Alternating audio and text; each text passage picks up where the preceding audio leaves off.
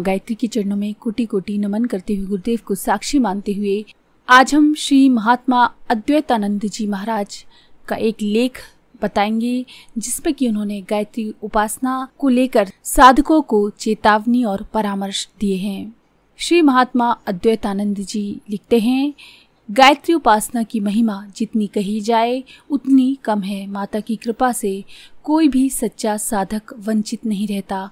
उसे उसके परिश्रम की अपेक्षा कई गुना लाभ निश्चित रूप से मिल जाता है, परंतु बुद्धिमानी इसमें नहीं कि छोटे छोटे सांसारिक प्रयोजनों में साधना की महान आध्यात्मिक शक्ति को खर्च कर दिया जाए। तब से बड़ा और कोई धन नहीं है, तब के बदले में ही सुख मिलता है। संसार में जितने सुखी और सुसंपन्न व्यक्ति दिखाई पड़ते हैं, वे भूतकाल में तपस्वी रहे हैं। जब उनका तप समाप्त हो जाएगा तो उन्हें तुच्छ प्राणी की तरह जीवन व्यतीत करना पड़ेगा। तब उनके पास कोई संपत्ति शेष न रह जाएगी। तप और पुण्य की संपत्ति जमा करते जाना ही वास्तविक बुद्धिमानी है। इस संपत्ति के भंडार से सांसारिक और आत्मिक सभी महानताएं प्राप्त हो सकती हैं। यहाँ तक कि ईश्वर तक को खरीदा जा सकता है। तपस्वी या साधक के लिए एक बहुत बड़ा खतरा ये है कि जैसे ही उसे कुछ आत्मबल प्राप्त होता है, वैसे ही वह उत्साह से भर जाता है और उसका प्रदर्शन करके यश, प्रतिष्ठा, पूजा या प्राप्ति में उसे खर्च करने लगता है। फलस्वरूप वह पूंजी अति शीघ्र समाप्त हो जाती है और वह रीता का रीता रह जाता है। गायत्री उपासकों में आत्मबल अति शीघ्र बढ़ता है। उन्हें छोटी छोटी अनेक सिद्धियों का अनुभव थोड़े ही दिनों में होने लगता है। उस समय उन्हें बहुत ही सावधान रहना चाहिए। किसी का भाग्य बदलने में ईश्वर के विधान को पलटकर अपनी इच्छा प्रधान सिद्ध करने में अपनी शक्ति नष्ट नहीं करनी चाहिए। पूर्व के जन्मों के किए हुए कर्मों से जो प्रारब्ध बनता है, उसके भले बुरे सभी कर्म सभी को भोगने पड़ते हैं। कर्म भोग से राजा हरिश्चंद्र, मूरध्वज, कर्ण, नल, अम्बरीश भगवान के परम कृपा पात्र होते हुए भी इन लोगों को अपने भाग्य का भोग पूरा करना पड़ा। भक्त यदि अपनी तपस्या की बाजी लगा दे तो भगवान को अपना कार्य करने से रोक सकता है। इसलिए भगवान से भक्त को बड़ा बताया गया है, परंतु ये ध्यान रखना चाहिए कि ऐसा दुस्साहस करने से भक्त की तपस्या बहुत शीघ्र समाप्त हो जाती है और वह अपनी संचित की हुई आध्यात्मिक पूंजी से हाथ धो बैठता है। इसीलिए अपने या किसी दूसरे के सांसारिक प्रयोजन पूरे करने के लिए कभी आत्मबल को, तपोधन को नष्ट नहीं करना चाहिए। गायत्री साधक किसी को शाप वरदान ना दे। जो व्यक्ति गायत्री माता की कृपा से लाभ उठाना चाहता है, उसे स्वयं उपासना आराधना करके गायत्री महाशक्ति की सहायता प्राप्त करनी चाहिए। दूसरों के तप से स्वयं लाभ उठाना एक गलत तरीका है, जिसे चालाक आदमी, भोले आदमी साधकों को खुशामत या दीनता दिखाकर प्रयुक्त करते हैं। साधकों को किसी प्रपंच में पढ़कर अपनी शक्ति बर्बाद नहीं करनी चाहिए, बल्कि उसे आत्म कल्याण के लिए सुरक्षित करना चाहिए। यदि गायत्री उपासक को लोक सेवा करनी है, दूसरे पर दया आती है, उनकी पीड़ा दूर करने की इच्छा है, तो अपनी सारी बुद्धिमानी खर्च करके उस मनुष्य को माता का उपासक बना देना चाहिए, ताकि वह स्वयं आध्यात्मिक और सांसारिक लाभों को प्राप्त कर सके। इस उपचार से साधक का पुण्य परमार्थ बढ़ता है और उस मनुष्य का भी कल्याण होता है।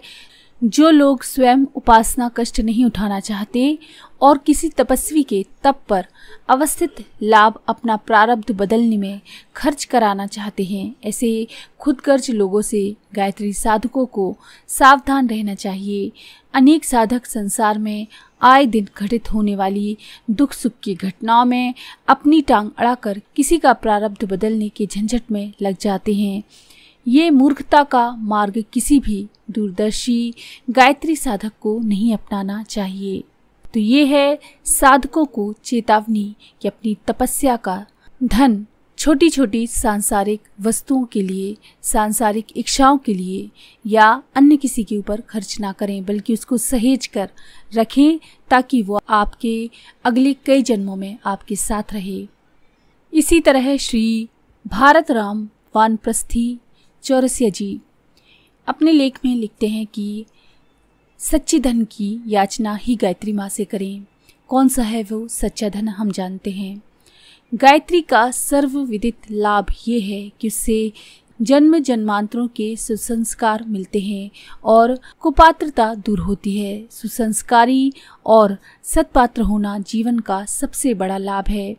जिसे ये लाभ प्राप्त हुआ है उसे किसी बात का अभाव नहीं रहता। जो लोग जीवन की छोटी छोटी असुविधाओं का निवारण करने के लिए सकाम उपासना करते हैं वे इस प्रचंड ब्राह्मी शक्ति की महिमा को नहीं जानते। चक्रवर्ती राजा से कोई ये मांगे कि मुझे एक रोटी दिला दीजिए तो उस याचक को मूर्ख ही कहेंगे। रोटी तो थोड़े से परिश्रम से कमाई जा सकती है या अन्य तरीकों से भी उसे प्राप्त किया जा सकता है। राजा से मांगनी हो तो ऐसी मूल्यवान वस्तु मांगनी चाहिए जो अपने प्रयत्न से या साधारण साधनों से प्राप्त ना हो सके। सांसारिक वस्तुएं मनुष्य स्वयं उपार्जित कर सकता है, उनको पा सकता है, दूसरों से ले सकता है या उनके अभाव में भी काम चला सकता है, परंतु एक ऐसी वस्तु है जो कठिनाई से प्राप्त होती है।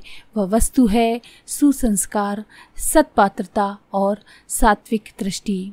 यही गायत्री माता से मांगने योग्य है। जिसने ये प्राप्त किया उसके लिए सर्वत्र आनंद ही आनंद है। आगे श्री भारत राम जी लिखते हैं, मैंने साधना मार्ग में विनम्र पदार्पण किया। उत्तराखंड के तपस्वी महात्माओं की कृपा का किंचित प्रसाद प्राप्त करने में भी समर्थ हुआ। ऐसा प्रत्यक्ष अनुभव करने का सौभाग्य मुझे दिया गया है। एक अत्यंत महान प्रचंड ज्योति अपने हाथ पर मेरे शरीर को रखकर धीरे धीरे उसमें प्रवेश करती हुई विलुप्त हो गई। इसी प्रकार हृदय चक्र में सूर्य शक्ति का जो अलौकिक आनंद प्राप्त होता है उसका रस कोई भुक्तभोगी ही जानते हैं। माता जिस पर वस्तुतः प्रसन्न होती हैं उसे माया के झंझटों से छुड़ाकर त्याग और वैराग्य की ओर ले चलती हैं तथा सत्पात्रता एवं सुसंस्कार प्रदान करती हैं। परंतु जिनसे वे पीछा छुड़ाना चाहती हैं उसे माया का खिलौना देकर बहला फुसला देती हैं। वह ज्ञानी उस खिलौने से लिपटा रहता है और माता की गोदी में चढ़कर उसका अमृत तुल्य पायपान करने से वंचित रह जाता है। मैं माता के चरणों में आत्मार्पण करके जो शांति पाता हूँ वह सारी पृथ्वी का धन ऐश्वर्य मिलने पर भी संभव नहीं है। माता से यही प्रार्थना रहती है कि कहीं तू सांसारिक खिलौनों में मुझे ना बहका देना। मुझे कोई वस्तु नहीं चाहिए, केवल तेरी कृपा, विशुद्ध कृपा चाहिए जिससे आत्मा का सच्चा स्वार्थ साधन हो सके। सच्चे साधक को सिर्फ सच्चे धन की याचना ही होती है और वो सच्चा धन है माता की कृपा। तो ये हैं भक्तों के अनुभव। अगर आपको ये जानकारी पसंद आई तो प्लीज़ लाइक करें, शेयर करें, सब्सक्राइब करें मंत्र सिद्धि चैनल को।